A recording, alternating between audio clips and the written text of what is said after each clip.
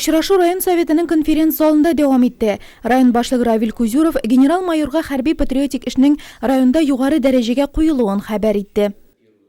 По заданиям, которые, так скажем, определяет и руководство республики, правительство, непосредственно вы, в районе выдерживается стабильность. Шакырлы кампаниясы планнары үтәлеп килә. Армия хезмәтенә теләп китүче егетләр саны елдан-ел арта. Белемле Нурлат егетләре хәрби кишләр сафларын тулыландыра.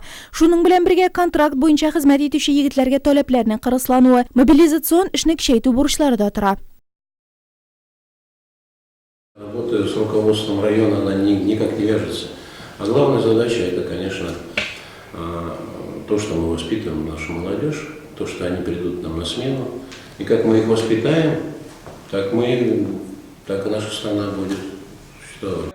Татарстан Республикасы хәрби комиссары шунда ук район башлыгы Равил Кузюровка хәрби бердәмлекне ныгыту өчен медален тапшырды. Служу России!